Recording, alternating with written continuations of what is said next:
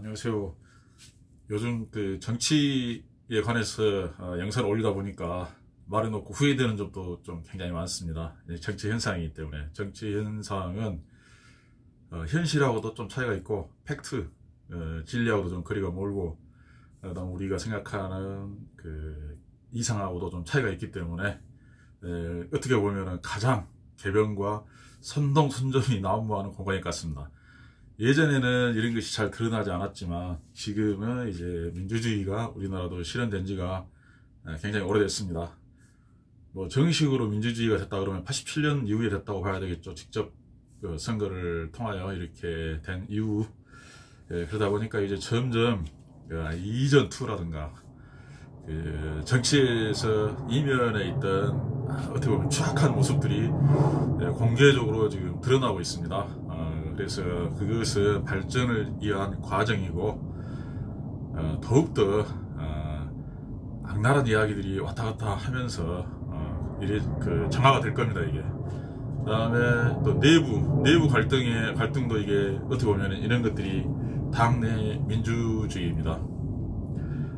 그리고 지금 핵심 논쟁으로 떠오른 것들이 몇 가지 있는데, 이제 뭐 김건희 씨 문제 같은 경우는 이 보통 경제활동에서 이렇게 보면은 사교계 활동을 하는 분이기 때문에 굉장히 남성답고 그러면서 또한 여성스러운 그런 뭐 여유, 뭐 유머 이런 것들도 상당히 있었던 것 같습니다. 뭐 좋게 얘기한 게 아니고 그냥 제가 봤을 때는 그동안에 사람들을 이렇게 많이 인생 동안 이렇게 만나봤을 때 사람들은 본질적으로 만약 사람이 달라지는 경우가 있습니다. 어쩔 때 달라지느냐, 돈의 변화가 있을 때 갑자기 돈이 많아지거나 적어지거나 또한 어떤 권력이 생기거나 없어지거나 했을 때 사람 그 이전에 사람하고는 전혀 다른 양상이 된다 하겠습니다. 그러니까 이해할 수 없는, 특히나 자기의 속마음을 털어놨을 경우 사람들은 굉장히 그 차이가 현격하게 차이가 납니다. 그 다음에 이제 외부에서 친하지 않는 사람들하고 이렇게 말을 할 때 하는 행동과 그 내면과는 사람들은 어차피 다를 수밖에 없기 때문에 그런 것이 이제 내면이 확 그대로 드러났다, 이렇게 생각하면 되지 않을까 생각합니다. 그리고 지금 이재명 후보와 그다음에 기존의 민주당, 물론 이재명 후보가 지금은 뭐 민주당의 이재명이 아니고 이재명의 민주당이라는 그런 캐치프레이즈로 이렇게 좀 선거를 하다 보니까 기존의 이제 민주당의 어떤 특히나 문재인 대통령을 지지하는 사람들과 약간 갈등이 있는 것 같습니다. 이런 것은 어떻게 보면 민주국가에서는 자연스러운 현상이라고 생각합니다. 그리고 확실히 윤핵관은 정말 문제가 있는 것 같습니다. 이번에 물론 김건희 씨도 약간 좀 우리가 생각했을 때 드러나지 않을 것이 폭로돼 가지고 그런다고 하지만은 결국에는 문제가 있는 것 같습니다. 왜냐하면은 홍준표 의원과 이렇게 합의를 해야 되는데, 홍준표 의원이 이제 조건을 내세운 게 국정 수행의 능력을 보여야 된다라는 조건과 하나, 그 다음에 처가 가족의 비리에 대해서도 내로남불이 되지 않도록 객관적으로 이렇게 진실을 밝히도록 수사를 받게 해야 된다는 두 가지 조건을 내세웠던 것 같습니다.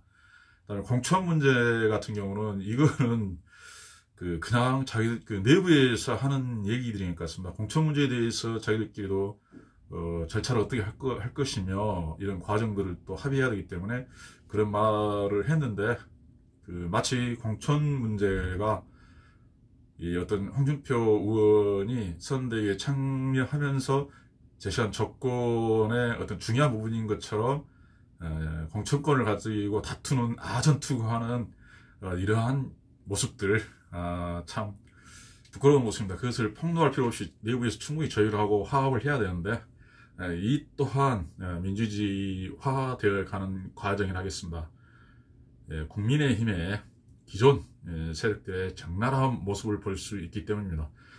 선거에서 볼 때는 흥분하기보다는 지금 국민의 힘이라든가 힘에 사는 이러한 윤핵관들의 모습, 그 다음에 또 김건희 씨도 그러한 말 이런 데 좀 관심을 갖고, 민주당에서도 마찬가지로 민주당을 지금 대변해서 텔레비에 나와서 이 사람들 한 얘기들에 대해서 천천히 분명히 생각을 해야 됩니다.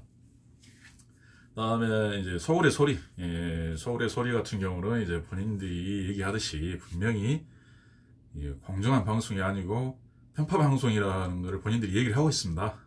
그래서 그걸 감안하고 들어야 됩니다. 편파 방송, 과연 이것은 누구를 위한 것인지, 일단 편파하고 기울어졌다 그러면 이거는 이제 김건희 씨 말도 상당히 괜찮은 말들이 많이 있습니다. 이게 강용석의 가로세로 연구소를 예로 빗대서 구구 방송입니다. 이쪽은 지금 편파 방송이라는 구구 아니면 국자, 아니면 이게 쉽게 말하면 뭐 사이비와 같은 그런 것입니다. 왜냐하면 나의 잘못은 인정하지 않고 상대방의 잘못만 캐는 그런 어떤 또한 사람의 조직이나 사람을 중심으로 뭉쳐가지고 그 조직과 그들만 옳다는 생각, 그들의 잘못은 없다는 생각을 가지고 달려드는 이런 방송이라면 결국에는 국민에게 도움이 안 됩니다. 물론 김건희 씨의 이게 폭로하는 거 이게 도움이 될지 안 될지는 잘 모르겠습니다만, 저 같은 경우는 도움이 된다고 생각합니다. 감춰도 좋지만 오히려 폭로될수록 발전할 수 있다는 생각이 들고, 그러나 이러한 일은 다시는 없을 겁니다. 왜냐하면 김건희 씨가 약간 좀 교만했다, 자신감이 너무 넘쳤다, 그런 생각이 듭니다. 너무 자신감이 넘쳐가지고 물론 이제 표현은 솔직히 했는데 이것이 거짓말이 섞여 있는지 어쩐지는 모르겠습니다. 이렇게 모든 거는 또 그 말 중에 어떤 것이 거짓말인지 아닌지는 밝혀야 되겠지만, 근데 이렇게 자기 가치 판단은 거짓말이 아닙니다. 이게 지금 판단하는 것들, 판단은 거짓말이 아니기 때문에, 그래서 가로세로 연구소에 대해서 한 이야기 너무 한쪽에 치우치지 말아라. 그러니까 정치에서도 뭐 정당이 있으면 너무 한쪽만 옳고 다른 쪽은 그러다는 식으로 공격하는 거, 이렇게 하면서 그 방송으로 먹고 사는 거, 그래서 기생충이다.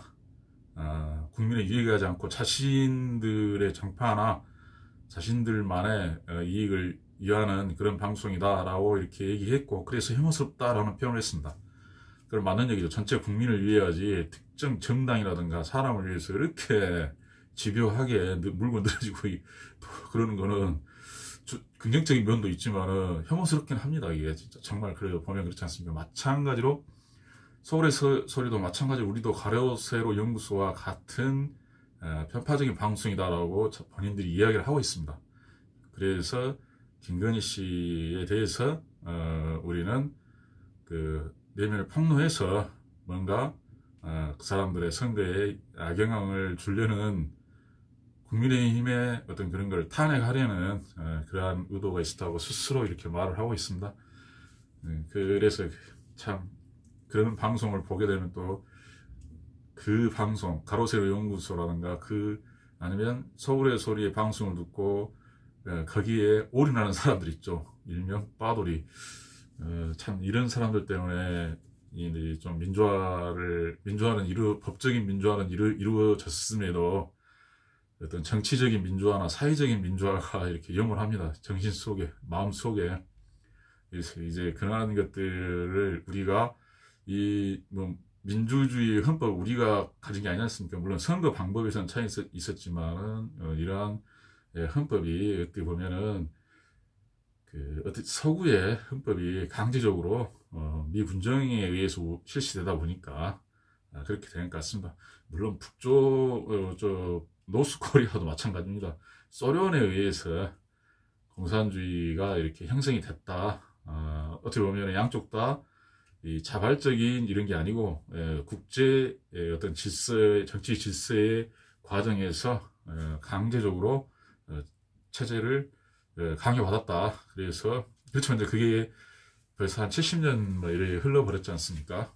그러니까 어떻게 됐든 간에 그 결과로서 우리 같은 경우는 지금 자유와 어떤 풍요를 누리고 있습니다. 물론 내부적으로 헌법을 개정하고 있었지만 기본 들어올 때는 자유민주주의 헌법이었습니다. 그거를 이제 뭐 이승만 대통령이 헌법을 거쳐가지고 임기를 연장하거나 그래서 그 민주주의를 지키기 위해서 이승만 대통령이 하야했고, 또한 박정희 대통령도 원래 민주주의 헌법이었는데 본인의 힘으로 뭐 어떤 책무감이 있었는지는 자세히 뭐 이렇게 판단할 문제지만은, 개인적으로 판단할 문제지만은, 유신헌법, 자기 집권의 헌법을 만들었다가 결국에는 또 문제가 발생했고, 그것이 전두환 대통령까지, 이제 72년부터 전두환 대통령까지 간접선거로 이렇게 선거가 진행되다가 87년도에 다시 민주화가 됐죠. 그러니까 결국에는 민주헌법이 시작해서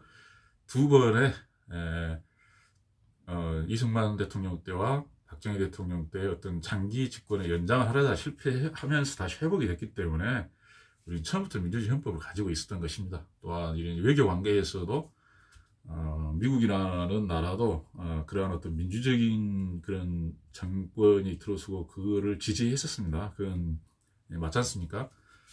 그래서 그러한 체제가 우리에게 강제로 입혀졌기 때문에 그에 대해서 거부하는 경우도 이렇게 있을 수 있습니다. 그리고 가끔 가다가 지금은 2020년입니다. 2022년이죠.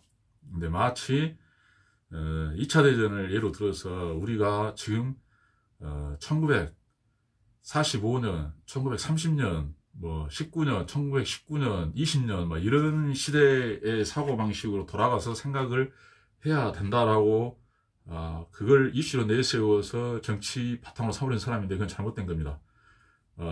현대의 시각으로 과거를 얘기해서 안 되겠지만 과거의 사실을 가지고 현대화해서 이 자유주의를 가지고 있는 사람들, 주변 국가를 판단하면 이게 또 안 됩니다, 이게. 그 나라들도 거기에서 벗어나기 위해서 굉장히 노력을 많이 했기 때문에 그걸 인정해야 된다. 지금 이제 쉽게 말하면 그거 있죠. 제가 뭐 친일파처럼 들렸을지 모르겠지만 그건 아닙니다, 이게. 그 당시에는 일본의 현상이라든가 미국이라든가 독일, 프랑스, 뭐 이탈리아 이런 여러 나라들이 있습니다, 이렇게. 그 과정에서 각자의 1, 2차 대전이 있지 않습니까? 자기들끼리 어떤 다툼, 국가 간의 어떤 다툼이 있었죠. 그리고 독일 같은 경우도 이제 그것이 바로 지금 현재 우리가 지금 가장 해서는 안 된다는 어떤 정당 중심이라든가 사람 중심이 정의다라고 민주주의를, 형식적 민주주의를 해가지고 단순 다수결로 국민을 선동해서 법 위에 군림하는 세력이 있다 보니까 그렇게 인권 탄압이 이렇게 발생했습니다. 그래서 그것을 방지하기 위한 조치들이 헌법에 다 들어가 있습니다. 그리고 지금 현재 만약에 우리의 뭐 적이 누구인지 판단할 때도 굉장히 헷갈립니다. 유럽 사람들한테 이제 물어봐야 될 거 아닙니까? 폴란드나 프랑스 사람들한테 우리나라의 위협이 누구냐? 그러면 물론 독일이라고 할 수 있습니다. 과거처럼. 근데 사실은 이제 독일이라는 나라는 이렇게 무장을 하지도 않을 뿐더러 군사력을 과시하지도 않고 주변 국가에 위협이 되지 않고 있습니다. 영국과 독일 사이, 프랑스와 독일, 최초에 침략했던 폴란드 이런 나라들과 이렇게 독일이 과거에 어떤 그런 관계는 아니다는 것입니다. 똑같습니다. 그 다음에 또 미국과 일본도 전쟁을 했지만은 2차 대전의 그 상황은 지났고, 그 다음에 2차 대전 이후에 국제 연합이 있고, 뭐 세계 인권 선언도 뭐 있고, 여러 가지 이런 평화, 국제 평화의 주의가 이제 헌법에 이렇게 가다 보니까 미국과 일본의 관계도 달라졌습니다. 이게 완전히 다르지 않습니까? 그러듯이 이미 변했습니다, 세상은. 그러니까 과거에 우리의 적이었다 해가지고 그 사람들이 영원한 적이 될 수는 없는 것입니다. 그리고 그렇다면 또 과거로 따지면은 뭐 백제 신라까지 가서 고려까지 가서 삼국 전제 이걸로 이렇게 같이 판단하고 살아야 되는 거 아니지 않습니까? 물론 지역 감정이 있지만. 그리고 또 벗어날 게 뭐가 있냐면 우리가 김건희 씨가 말했듯이 적은 내부에 있다.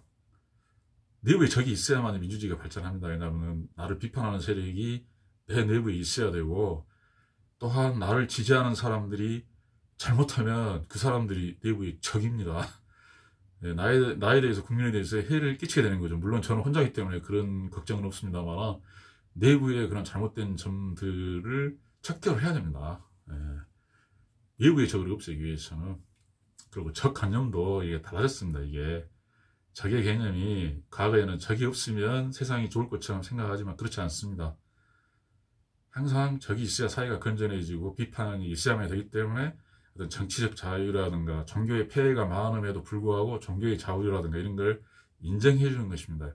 자유를 인정해 줬을 때 그것을 폭력으로, 싸움으로 해결하지 않는다는 것입니다. 자유를 인정해 주고, 그 다음에 토론이라든가 의사 표현을 하도록 만들어 가지고 합의를 통해서, 논쟁을 통해서 해결하자.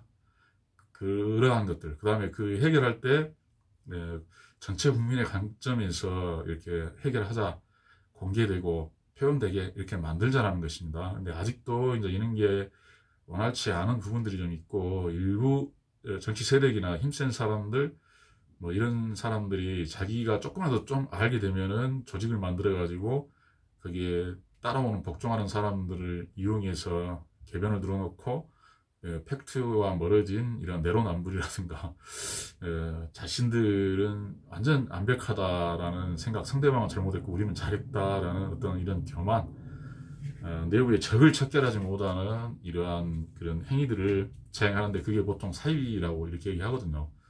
법을 모른다는 것이죠. 이게 법이라는 거는 온 인류의 어떤 넓은 합의거든요. 그러다 보니까 이런 점들에 대한 관념을 좀 더 우리가 좀 키워야겠습니다. 그리고 적이 있다, 나와 다르다, 내부적으로 이걸 허용하는 나라와 허용하지 않는 나라가 있습니다. 정치적으로. 이 허용한 나라가 우리의 우군이고, 이걸 허용하지 않는 나라가 어떻게 보면 우리의 적입니다. 근데 우리는 지금 착각하고 있죠. 허용하지 않는 나라 알고 있죠. 어디가 있습니까? 이렇게 나를 비판하고, 권력자도 비판하고 표현하고, 물론 명예훼손이나 모욕, 거짓말 이런 거 안 하면서 정말 팩트를 가지고 비판해야겠죠. 그 다음에 웬만한 또 과장이나 거짓말을 해도 죄가 안 될 수도 있습니다. 이렇게 표현의 자유를 많이 보장을 해줍니다. 그런 나라와 정권에 반대하면은 제가 해버리는 나라가 어딥니까? 그 나라가 우리의 적이지 않습니까? 주적이 어디냐 물어보는데 그것 갖고 헷갈리는 사람들이 많이 있는 것 같습니다. 이제 어떤 세력이라고 말은 하지 않겠지만, 우리나라도 그런 정치 세력에서 좀 힘 있는 세력이 있습니다. 마치 우리나라에는 특정 정당이나 특정 지역이나 특정 세력인 적이다 이렇게 생각을 합니다. 그리고 자유 없이 독재를 하고 있는 그 정권을 더 우군으로 생각합니다. 이게 그 정권이, 그 밑에서 억압받는 사람들은 또 적으로 생각할 수 있습니다. 이게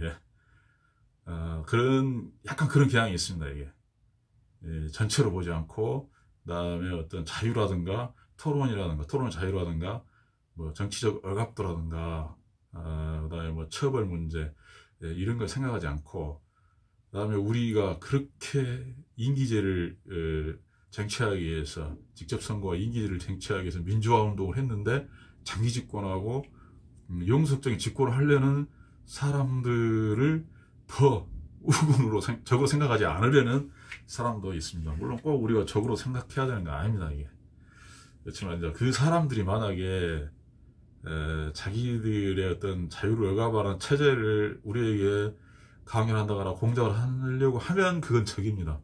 자유는 빼앗길 수 없기 때문에. 아직은 우리도 자유를 감당하지 못하는 사람들이 많습니다.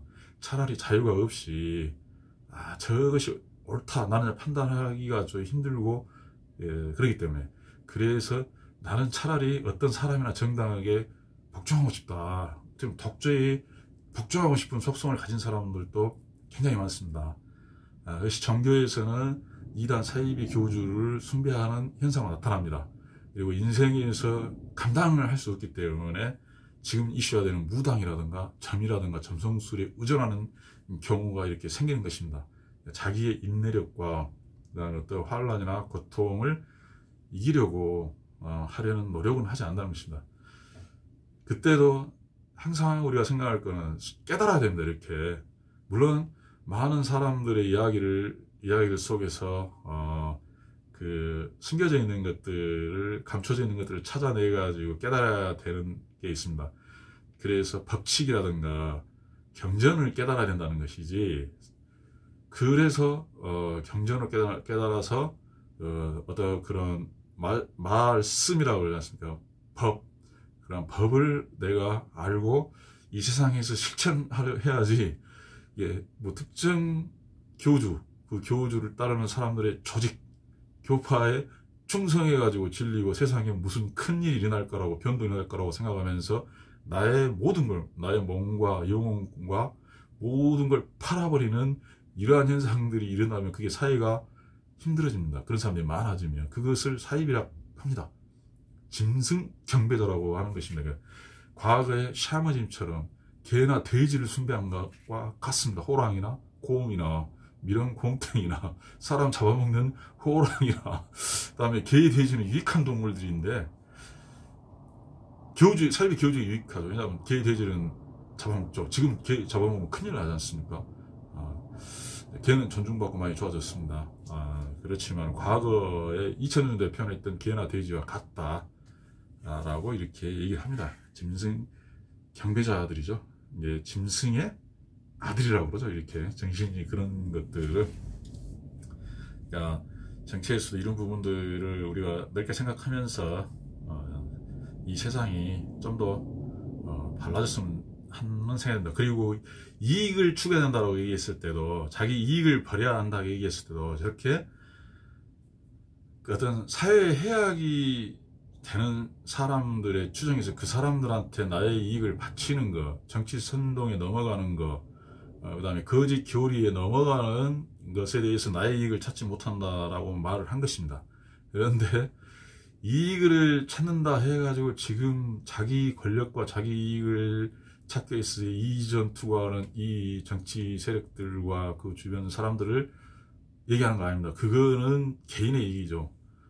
공익을 말한 겁니다. 제가 말한 거는. 그리고 또 막 이익이라는 거는 내가 사회에 대해서 권리지 않습니까? 이게 그러면 내가 할 일을 하고 나의 의무를 하고 합당한 이익을 찾으라는 것이지, 남의 거 막 먹어보려는 사람도 있습니다. 폭력을 뺏어본다 그러면 이게 강도죠. 날강도.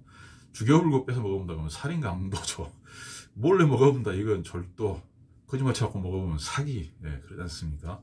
그런 이익 추구가 아니고, 이익 추구에도 잘 분별을 잘 해야 된다. 단계적으로 이러한 얘기들을 보충적으로 하겠습니다. 솔직히 이 앞제는 약간 비밀입니다.